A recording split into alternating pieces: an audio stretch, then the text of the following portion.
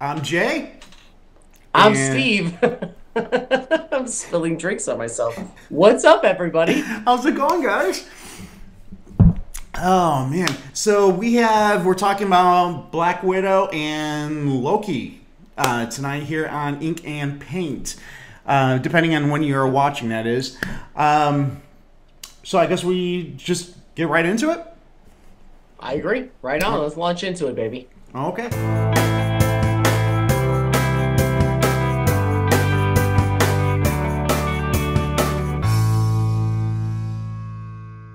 Ooh, right on. What's up, buddy? Okay, so I'll tell you straight up.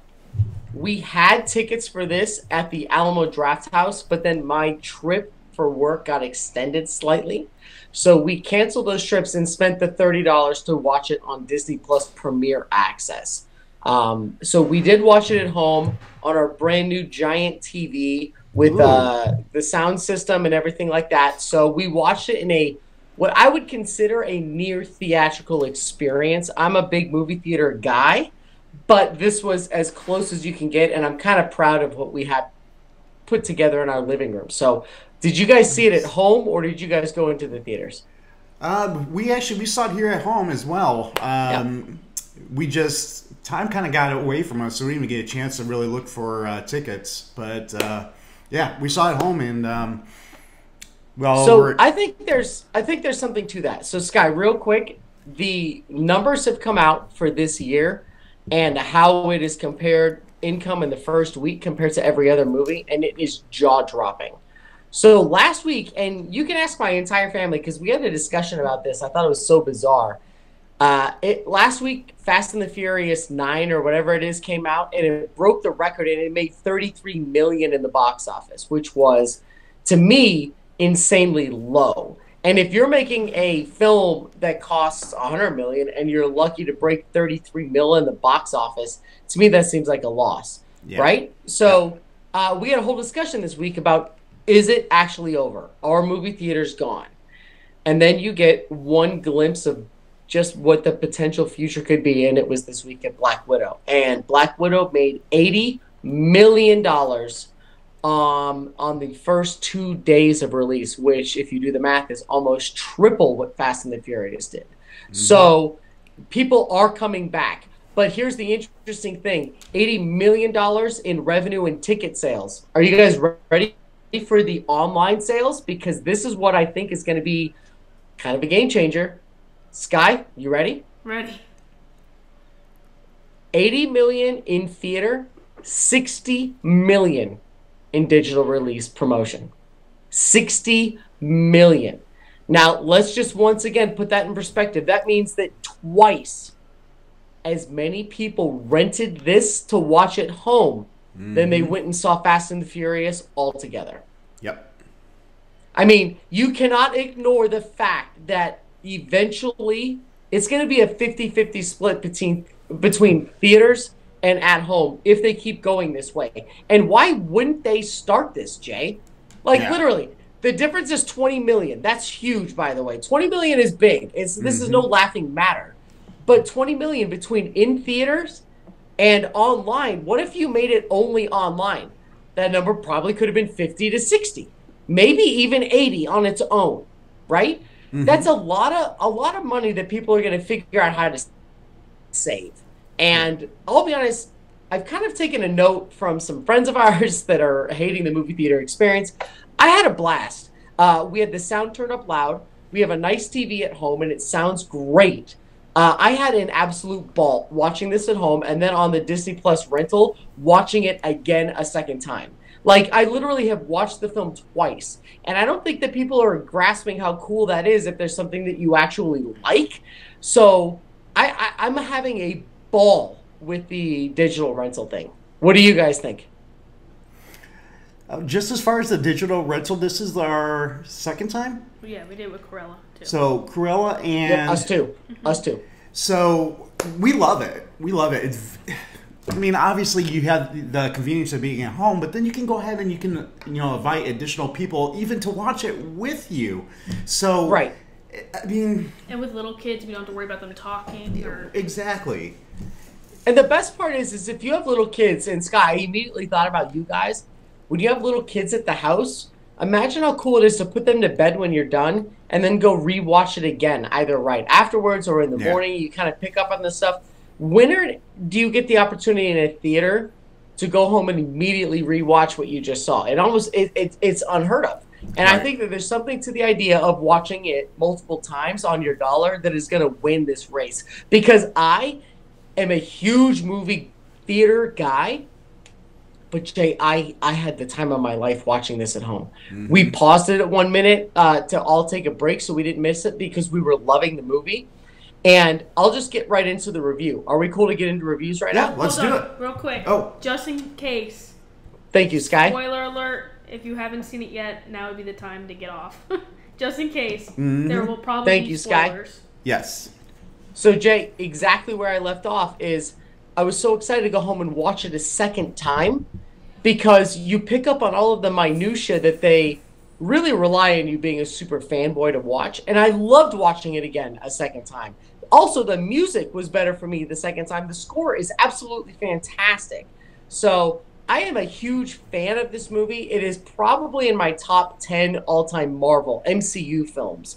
It is really, really good. To me, it seemed like they were making it more of a spy film with more or less of minimal characters, a tiny storyline that was more personal than large. And I think that that really worked. Also, I thought the CGI and the fighting effects were great in the street. It reminded me more of a Jason Bourne film and or James Bond style sort of chase scene like Goldeneye. And I really enjoyed it. I think we all enjoyed it, but I think I maybe enjoyed it the most out of the group. So I had a guess. Jay, I'm going to say that you guys weren't huge fans. I'm going to say you over or under, was it good or bad? I'm going to say that I think you guys didn't like it. Or else you would have texted me immediately. So what are your thoughts? As there is truth to texting you immediately on that, I'm going to tell you, I didn't dislike the movie. My problem was basically, since day one with this movie, was one, I don't know why it took so long to put this out. If you're going to do digital anyway, I feel like I had to remember too much from previous Marvel movies to pick it right back up, especially when you're backing up the story to more of an origin story. Right. Which is exactly what this movie is. Like, to their childhood. Yes. And also, with that being said, I feel like this movie, even though it was named Black Widow and everyone was all about this being a Natasha film, I felt this was more of a Yelena. Oh, what's her name? Yelena? Yolanda. The sister? The played sister. by Florence Yolanda. Pugh? Yeah, I feel that this was more her movie, beginning to end, you know, through the extra scenes and everything. Sky, you agree with that? Yeah. Okay, so I have a question for you on this exact topic. Okay. So the first thing is, I love Black Widow. I always have. I thought it was a comic book character, and as a sort of small part of the Avengers later, I always liked her. I always thought she was great, and I thought that Scarlett Johansson has played her perfectly for the last, it's been 10 years, right? She's a brilliant actress. Yeah. She does everything. So there's no problem with her. So when this topic started coming up about her not being relevant and whatever, I always kind of took it maybe a little bit personally because I love Black Widow, and I think that she's one of the integral parts where if you took her out, it's going to rely on sort of DC style like storytelling, like main characters, and you have to have a link in between, and she is a fantastic person to link everybody up, and she's got a counterpart in Hawkeye, and I think that the both of them are fantastic. Yes. So, and like not an unspoiler thing, the people that are saying that this is wrong, I completely disagree. I think that first of all, the directing and the score is outstanding. The visual effects and the fighting is very much what people love the Russo brothers for doing in the first place with Captain America, and I thought it was very similar to that. And the last point is Florence Pugh is a brilliant actress. It's been the only reason why my daughter has even cared about this franchise anymore, is because she's obsessed with Florence Pugh. And so Florence Pugh came in and not only nailed it, she warrants her entire series, whether it's a random occurrence in the next film so that she gets her own, whatever it is. That storyline is brilliant. That actress is amazing, and the character is fantastic. So, Jay, I'm sorry if I'm shot out of a cannon about it, but we're huge Florence Pugh fans. And when she nailed it like she did in this, we just slow clapped at the end of the night because, I mean, most people know her from Midsummer. Mm-hmm. So when you see her come from Midsummer to making this, I'm so excited for her because we're such personal fans. She's a great character, though. Yeah. I love that. I agree with you. I love the CGI on it. The fighting was fantastic. I mean, it's what you would expect from a Marvel movie. Very Marvel fighting. Kept you on the edge of your seat the whole time. Like, oh, that was cool, type thing. Storyline, I thought was a little bit long, but you almost had to, I guess, in a way, to go ahead and kind of catch you up with her backstory a little bit. But, I mean, overall, not the greatest Marvel movie that I've seen. I would say probably, I would agree with you, probably my top 10. Really? Okay. But I wouldn't really put it, I would probably put it at my number 10. Yeah. Okay, see, so. Now I could see that, and I absolutely agree. I just love the idea. And first of all, while we're on the screen, Sky, I like that you have Jay's wife's future husband on the screen. Is that what are we allowed to call it, David Harbour? I loved his character and I loved his development, but tell me if I'm wrong. What I loved about this movie more than a lot of the other MCU ones is that it was a very small story.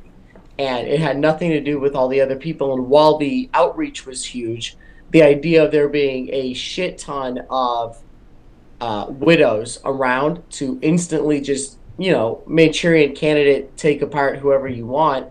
I love the idea that there is a counterparts maybe to Captain America, and he's been silenced by the psychotic Russian government this entire time.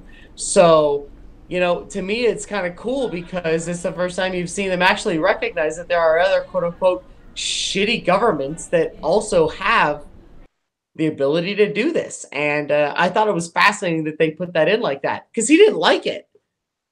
He was mad. He was pumped to get out. David Harbour, right? I mean, he was misled the entire time, and he's frustrated. And I like that it goes to the fact that it was garbage from the beginning. And also, he's a fantastic fake father, and not quite good like Yondu territory, but in my opinion, he was really great. So, and then I'm sorry, Sky's got it up on the screen right now. The post-credit scene, which we knew was coming. Yes. I thought there were going to be two, by the way, Jay. Didn't you? This one and something else. Yeah, everyone said there was two, and all of a sudden there's only one. Yeah, and that's okay. And I don't really care so much about that anymore because you just expect it. I like when sometimes they don't, and sometimes they have multiples. It makes it fun. Yeah. This one annoyed me, though, because we knew it was kind of coming, mostly because this was supposed to come out a calendar year ago. Right. So they had to physically add her into Falcon and Winter Soldier on Disney Plus just so that people knew who she was. And that's obviously Julie Louis-Dreyfus, a.k.a. Elaine from Seinfeld, playing, I can't remember the character's name. But she's going to be a huge part. There we go. She is a counterpart of Nick Fury. She used to date Nick Fury, and her role in the MCU is fantastic. So the cool part is we know that she's involved, and she's great, but I don't really know what it means. Does that mean that Florence Pugh is going to be doing her own group of the widows? Like, is she going to be commanding a group of the widows to go and do things still under control or guidance or like whatever? Or is she eventually just going to split off? Because you have to remember that the difference between the end of this where we see with Elaine / what's her name? Sky, I forget her name. Antoinette. And what we saw last time was 10 years, right? Was it over 10 years? But I mean, there's a big difference. Yeah. So that means that she has to have something established. and I don't really know where it's going. Do you guys know? Well, it's going to the Hawkeye TV show. And Florence Pugh we just found out that she's going to be going to be a big part, and she's in 3. Scott, what does it say? She's 3 episodes, or she's confirmed? Just period. She's confirmed 3 episodes, I think, but there's more speculation on how many. So real quick, I just think that she's the greatest. I'm a huge fan, huge fan. And she absolutely stole the movie. Just so we're clear, I could see the joke coming with her, Sky, doing the superhero landing like Deadpool makes fun of, right? Yes. When she did it, literally everyone in the house, and it's pitch black, is watching it and go, oh! Everyone got the joke. And then when she goes, no, that felt disgusting. No. She was so good at doing it. And we've been fans of her for a while. And again, I'll quote my kid. She's almost 15, and she's been obsessed with Florence Pugh after she saw her last big movie. And she's an amazing actress. And the fact that you actually get someone cool into the MCU, I hope she crushes it and they give her a really big role, because I thought she stole the film. Absolutely stole the film. And as much as I like Scarlett Johansson's story, her whole story hinged on her. Yes. Right? Yeah. Yeah. You can't do this without her sister, but more importantly, someone that plays it that well, right? Yeah. And that's what I was saying. It just basically, it was her movie. It really was. The other thing I did want to go ahead and ask you, Steve, I would go out as far as saying that they are probably the best sisters in the MCU. Even over Nebula and Gamora. Oof. Oh my God, that's a strong statement, my man. So in this film, they're pretty awesome. But at the end of Guardians 2, you just found out, and Endgame, where they're willing to go, and I think you're way off on this one. I love the comparison, but I'm telling you, I think you got to compare it to what happened in Infinity War, and there's no way. I don't know. If you look at their stories, they're very similar. They're not birth sisters. Oh, I love this, but I also hate having to choose. I hate having to choose. They're not birth sisters. You can go as far as Nebula had things removed off of her. Both sisters had their women parts taken from them. So, I mean, you can really go back and forth. Yeah. By the way, which we just learned this week, and I had a really hard time listening to that. That was brutal. Mm-hmm. This was a heartbreaking episode. Yeah, it was. I don't know. They were just more realistic sisters. I just thought this last episode was intense. So, but anyway, are we on to another topic, or are we still going? We can move on. Let's go on. All right, the review of Loki with 1 episode left. Oh my God. All right, the review of Loki. Steve, you want to start? If you want me to, I will. I feel like I'm the Loki of this group, just talking to talk, so I'll just go ahead and fill that role. I am absolutely in love with this show. I adore every freaking second of this show. I think that it is so fantastic. I think that every Loki involved is brilliant, including She-Loki, who doesn't like to be called that in real life, apparently. I don't know why she cares, but, you know, it is what it is. And all of them are brilliant. I love the storyline. The color palette is brilliant. Very Denis Villeneuve, the guy that made Blade Runner, is so good. I feel like these tones are great. Oh, I love this show. Jay, what do you think about that? I am smitten with it, and I cannot wait for the finale this week. I'm done. I love this. Where are we at? What do you guys think? All right, so for me, I loved the series up until the very latest episode. Wait, you liked it all up until the episode with the multiple Lokis? Yes. Ooh, okay. I'm waiting. I like this. Are we giving spoilers here? Yes, spoilers. Yes, she already put the Spoilers, screen up that yeah. was like, spoilers, screw you. All right. So, my issue with this is it was very, I don't want to say confusing, but this episode really made me. How was I saying this earlier, Sky? Because it was. They're opening up a can of worms.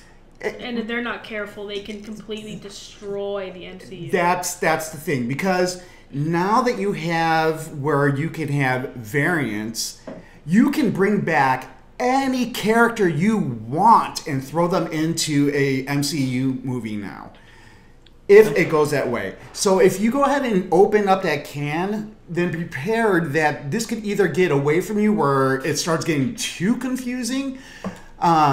It's I don't know. Yeah. It's kind of how I feel on that one. He said, if they're trying to reach the impossible, they're doing it. Mm-hmm. Well, the thing that I think about it the most is that's a lot to juggle. I think the thing that has made the MCU so great is its linear storyline and sort of how you can follow everybody. And it may split apart now, but up until now you've understood how it goes. So to me that works, but you're splintering that now even further, and it's hard to gather. Yeah. Yeah, because, I mean, you have, with WandaVision, you have different realities going on. You have, now with Loki, you have different realities going on. Depending on how you do this, again, it could be brilliant. I mean, just like how you were saying, the comic books were very, very much like that in how they brought characters in and out of different series. But I just want, I want MCU to kind of, and I don't think that they have a problem with this. I think they're on the ball on this. But if it does get away from them, it'll be kind of messy to kind of bring it back together. Are we good? Did you want to bring up anything else, Steve? No, I really liked it a lot. And the finale of Loki is in, 3 days? And we'll see where it goes from there. But we've looked at the slate of upcoming films, and there is no more Loki productions. Have you seen that, right, Jay? There is no Loki season 2. There is no Loki film. So I don't know what that means. It could mean that he's just a product of the background. A character that recurs from time to time. I don't. That's basically where his character kind of was. He kind of was in. Yeah, it kind of seems like that. So. Yeah. Yeah, you're right. All right, Jay. So what do you think? We're all done? Yep. All right. Captain Sky's telling us to hurry up. All right. Well, watch the next episode of Ink and Paint and subscribe to Jay. Do it. Ink and Paint. Find us at What the Jason. And till next time.